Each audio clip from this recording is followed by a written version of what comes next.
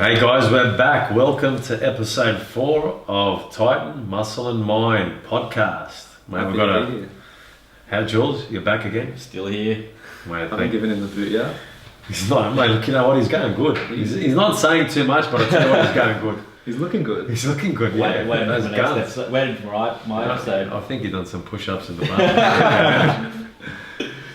Clayton, mate, it's an honour to have you here. I'm only joking. No, it is an honour. It is an honour. It is an honour to have you here, mate. You do some amazing work at EHP Labs. You work with a lot of influencers, and today's episode is about how to work with influencers. So, mate, you're in the hot seat today. Are you ready for these questions? Yeah, I'm ready. Strap yourself in. Let's start. Let's get straight into this. Let's do it. What is a good influencer? It's the $1 million question. I don't think that what is a good influencer is a question that has one answer. I think influencers now more than ever have so much attention. So many people want to be influential. So many people want to build a career out of social media. And a lot of people come to me almost daily about what is a good influencer? What can I do to be better? How do I get sponsored? How do I make this a career? My A1 piece of advice about that is stop thinking about it so much. Just like us in our industries, we're not so aware about making a certain amount of money or reaching a certain goal. We're more aware about being the best at what we can do. So my advice to influencers is to find what you're most passionate about and what makes you different from everyone else. Yep. Find your unique selling point, find what you're passionate about, find what you wake up dreaming about doing, and spend as much time every day doing that. And the more time that you spend doing that, you'll find that more people will actually want to tack onto your journey and to be a part of it, and people will start coming to you with, how do I do this? How do you do that? How do I be like you? It's not, people that are too aware with wanting to gain followers, wanting to build a career out of social are often the ones that are spending 2 or 3 years trying to do it and still aren't relevant. Yeah. I think care less about who's watching what you're doing and care more about what you're actually good at. That's a good answer. Moves me to my next question. You've got so many influencers that you take care of. How do you manage all of them? It's been a journey. You know, I've been pretty lucky, and I'm very deep in the influencer game now. It was kind of around when it just started. You know, we started working with influencers before the platform Instagram was even around. You know, working with people that were just well known in their communities and using them to promote our brand. When our brand was first starting, you know, the word influencer wasn't a word. It was just how to tap into new communities. And we've been right there riding this wave as it started when the whole fitness social media scene was kind of born. And you know, celebrities took to Instagram with this whole kind of self-awareness, crazy time of the Instagram wave, and this whole birth of this platform was born. Managing them has been a journey, getting to understand what are these guys' expectations, you know, how do they think, how do these people actually operate. I remember first starting, man, it was begging people to promote our products as our brand was born, you know, really just trying to get us out there, get us into new eyes. And then we went to the point where thousands of emails were coming in every single week. We were just getting flooded with people who wanted to be a part of our brand because we were relevant and we were trending and we were new and we were exciting because we were doing this thing that people hadn't done before. And to now, when social is just flooded with different brands all screaming for attention, thousands of people, millions of people all over the world wanting to build a career out of being famous on social media and stuff like that. So it's been, for me, it's been a journey of more understanding, you know, what different types of people want, how they're wired, what they're looking for through working with a brand, how we can actually add value to them beyond our brand. And it's treating them more individually. I see a lot of brands kind of doing it wrong when they go in with this blanket approach to influencers and you can treat everyone the same way. At the end of the day, like you touched on in an earlier episode, there's tendencies and similarities between behaviors that extend beyond industries, and it's like a psychology thing. You know, you need to respect people and treat people individually. Obviously that becomes very taxing, and there's ways that you can make that more efficient and ways that you can streamline things, but people need to be respected as people, not as brands. That's a key thing that I've figured out, is when I'm working with an influencer, I'm not working with someone to just acquire their community that they have on a certain platform. I'm working with a person. I need to build a relationship with that person, understand that person's wants and needs, and that's when both of our brands can kind of build that synergy and can benefit each of our businesses. So I guess that's a big thing for you, is to make sure that the athletes that you have on board, that you obviously get along really well with. Yeah, it's communication. Like, that's the one thing that I think differentiates us from other brands, is genuinely caring about the people that we bring into our family. And it's a bit of a cliche to say that, but it really is. You know, that our ability to be able to help people isn't something that we take lightly. We're put in a position where we can genuinely touch people's lives every single day. And the people that we work with, the influencers that I manage, you know, they're an extension of our brand. Myself and other people that work in our office, we're not the ones on social media pushing the brand forward. It's the athletes, it's those people. So we need to make sure the people that we work with are people that we trust, people that genuinely believe in the same goals, the same visions for the health and fitness industry, that are striving to do the same things. And it's communication, you know, the minute, and I've found personally through my mistakes that, you know, this perception of becoming too busy and you might lose communication with someone, it's almost instantaneous. As soon as you lose that relationship and that communication switches off, the relationship starts to fall apart. Yeah. Probably not too dissimilar with you in the gym. You know, the people that you spend most of your time with are probably the people that are performing the best. Well, 100%. I think it's like, you know, the team members and the team leaders that you spend more time with, they do perform the best. And it's again the same with the personal trainers. If I can spend more time with them, you can see the pattern in them changing, and you can see how much more they resonate with your mission and your vision with the brand and where it's going, you know. Absolutely. Well, it leads me to my next question. I'm over 40. Yeah, no, I'm not taking on any athletes. Here we go, man. We're full. One of my biggest dreams was to get sponsored by a company, Jules. So I guess that he's just dashed those dreams. I'll sponsor you. My company. Look, you know what? Look, these influencers are going to be 40 one day. You've got to make an area for the masters. It's the same. Surely the behaviours and the trends are going to change, where people like me are going to get a chance. You'd be surprised, man. It's not all about the looks and what people think now. It's not, even though you have the looks. I'm pretty sure there's a couple of multivitamin. There's got to be silver foxes that get something. There's got to be a couple of retirement homes that are looking for some ambassadors. Well, mate, I'm waiting for that, and I'm gonna definitely. I've got 9 years to go to 50. So does the HP Labs do joint repair stuff? Or? We do joint repair. We do. Maybe you can double dose that. Mate, you know what? I saw we trained there's the weekend. No one's between their 20s agility and 30s going to have joint pain. I've got joint pain. I'll be the perfect guy. Jeez. There you go. There you go. Well, I might do a video of you doing some gymnastics or something. I've always wanted to do a handstand. Yeah. You know, I got really close to doing that arch. I was doing a lot of yoga. I almost got close to doing that. So it's really good for that. Well, the next question, I guess, is how do you handle setbacks and challenges within what you're doing that are BHP Labs and with the athletes? I actually love setbacks. Yeah. Like I actually really do thrive off them, because that's what I find is the time when I learn the most. Yeah. The things that I think now, my personal development over the last kind of 5 years, the things that strikes me the most are the times when I've been wrong, the times where I've made mistakes, the times where there's been challenges, there's been times where I've actually taken a step back and thought, I'm stuck here, like how do I fix this? But then taking that step back and reanalyzing and taking advice from people and using my resources, and that's another massive thing for me is, you know, using resources. You know, it's not about how smart you think you are, it's about how much you can learn from the people around you and get the best outcome out of those things. But setbacks and challenges, I think people need to embrace them. It's a cliche as well, but like there's no such thing as being wrong. You know, it's win or learn. You know, every time that there's a setback, it's an opportunity to grow, to learn from it, and to be better. So if I was to sit here and tell you about all the setbacks, I've 100% made more mistakes than things that I've done right.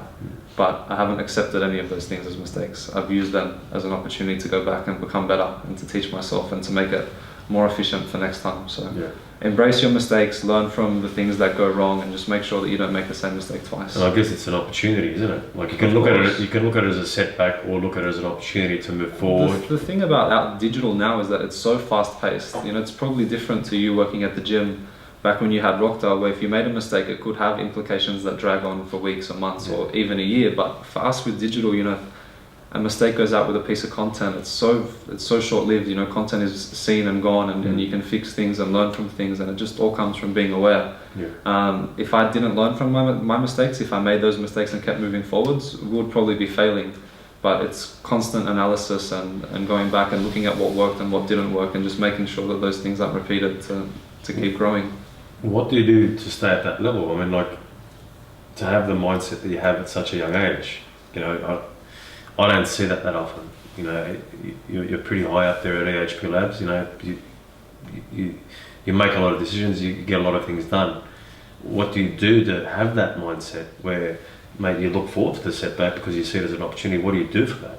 I think it's more of a personality thing with me, that I've always been a little bit obsessed with being the absolute best at what I do. So I don't want to just be good within my company or good at working with influencers. I want to get to a position where I'm the best person in the entire world at what I do. And I think it's possible. I think it's possible for everyone if you go into it with that mindset.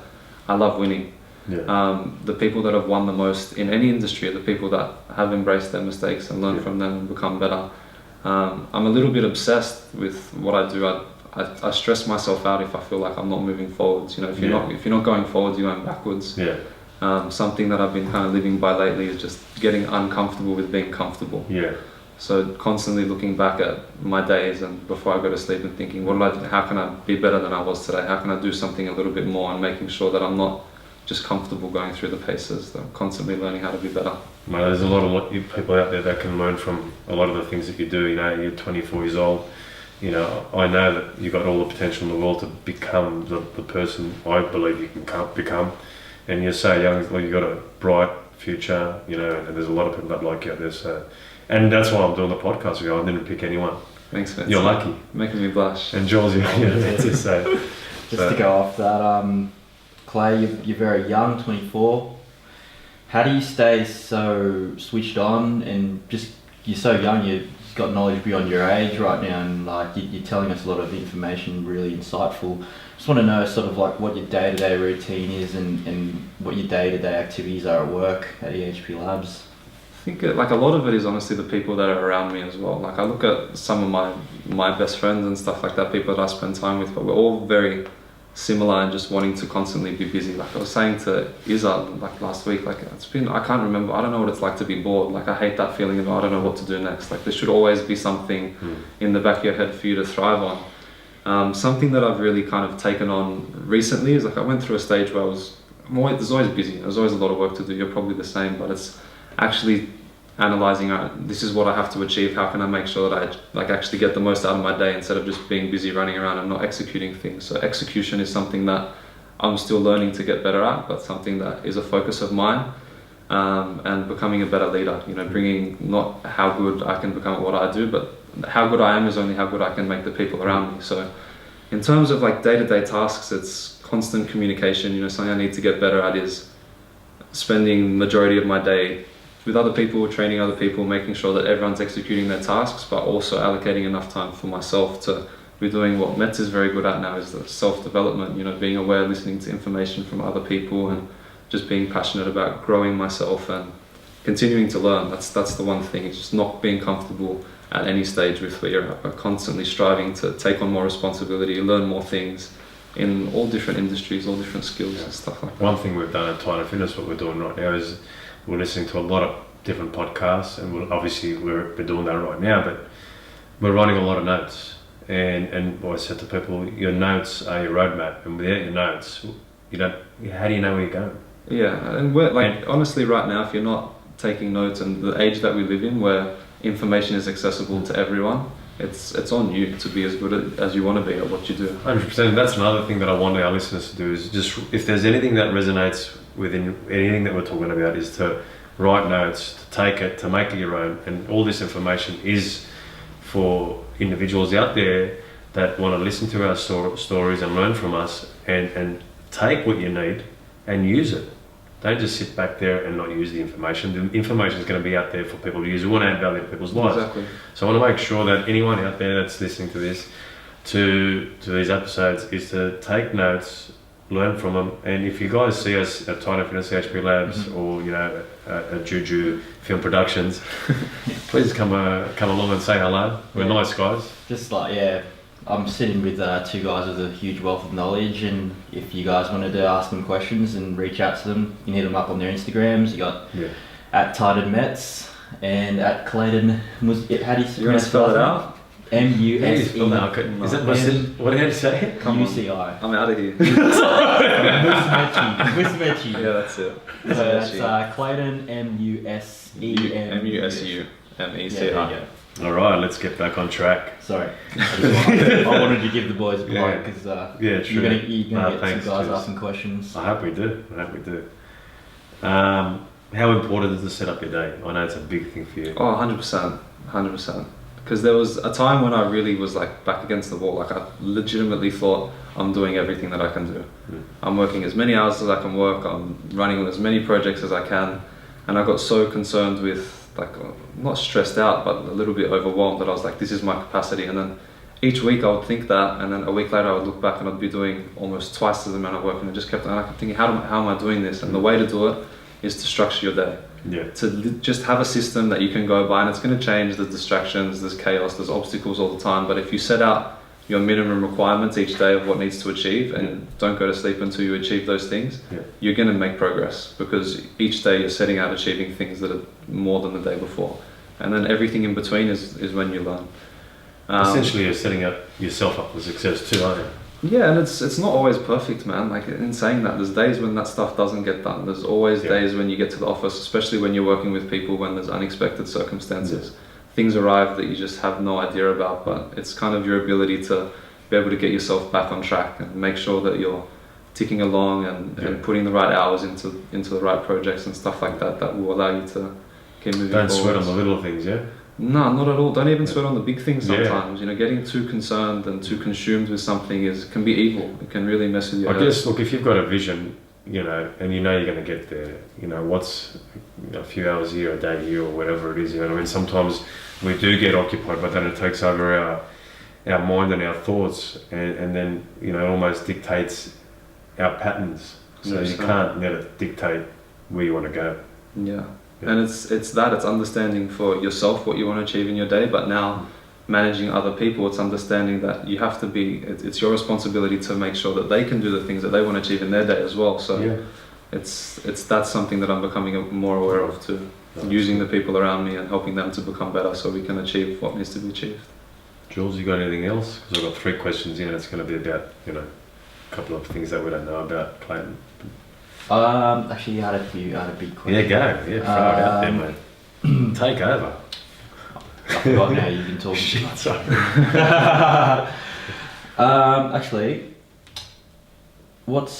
you said you've got a lot of setbacks and you love learning. I just want to know, like, what's your best way of dealing with your setbacks, and also what's the best way you've been learning, because of the digital nature, it's always evolving. So yeah, for sure. I think the best way to deal with your setbacks is to firstly just accept them yourself, and there's a lot of people that say that, but it really is true. You just need to sit down and say, okay, this is what's happened, this is why it's happened, find out the why, and then figure out the best way to fix it ASAP. The way I like to do with my setbacks is not to accept a setback and then 2 weeks later go back and deal with it. I want to fix up what went wrong straight away, get the stakeholders involved that are involved in that project, or the people that I can use to fix that problem ASAP, and just talk about it. You know, this is why it happened, this is this is the reason, this is how we can learn from it, but this is how we're going to fix it. And that's it. And honestly, man, those setbacks happen nearly every single day. Where, especially us now, we're still very young, you know, we're just going through this for the first time. You know, we're not leaders of massive businesses that have been doing this for a long time. We want to share those mistakes and setbacks as we go through it, and use that to become better ourselves and to empower you guys to be better too. How do you deal with those obstacles? Like, obviously there's days where it gets you down, like who keeps you accountable, but who keeps you accountable? I used to be more emotional about it. Like, sometimes if I made a mistake, I'd take it personally and it'd be harder to deal with. But once you take emotion out of it, and you know, you have people around you that back that, you know, these guys all embrace what we do and we love what we do, and no one makes a mistake on purpose. You know, you don't go out there and do something on purpose. Everyone's working with the right intentions. Mistakes happen, it's a part of life. And is it the brand that keeps you accountable, or someone in the company? It's both. Now I think it's, obviously I've spent a lot of time with our CEO, who's like family to me. I've pretty much taught me the majority of what I've learned, and spend a lot of time with him every single day. But it's not just him, it's the environment that we're in, it's all of us. It's being, not wanting to let the person next to you down. I grew up in a sports environment, you know, I've been passionate about sports my whole life, and a lot of that team like mateship and being part of a team carries into professional space as well. You know, you want to work to achieve a goal with the people around you. I'm very selfless. I don't like to take credit for the things I do. This is probably one of the first times that I've started to talk about myself, and I don't really like it, to be honest. Like, it's not, I like helping other people rather than talking about what I do, but it's wanting to succeed for what you're a part of. 100%, because I mean, you hear about this entrepreneurship and all that, and it's individuals on their own, and you just talk about team, and you love the team. You talk about podcasts, there's a lot of individuals that do it on there, and there's some guys that do it with other people. They want to share that, and I guess you're pretty much similar to me. You like sharing that with people that are like-minded and that you want to work with. Yeah, for sure, 100%. Like, there's no chance I would do a podcast by myself. I like to do it with I'm other the people. same. I'm the same. Yeah, and that's why I enjoy this. Me too. Yeah, 100%. Okay, 3 final questions, and you can jump in here, Jules, at any time. Fire I mean, I'm going to ask you in the next episode. What are 2 things we don't know about Clayton? Ooh, big question. Well, probably the sports thing. So before I jumped into kind of my, like, really falling in love with my career and pursuing my professional, kind of what I'm doing now, I was a mad soccer player. I loved soccer. I was obsessed with that. I travelled around the world, lived in England for a little while, did that.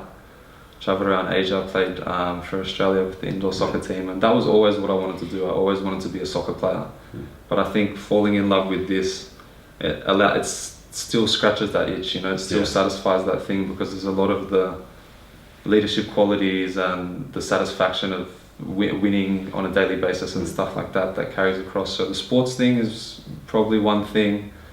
Another exciting thing about me, I don't know, I think I'm pretty boring, you know. It's only when I talk to other people they think I'm more interesting than what I am. But sometimes you just feel like I'm talking to a wall.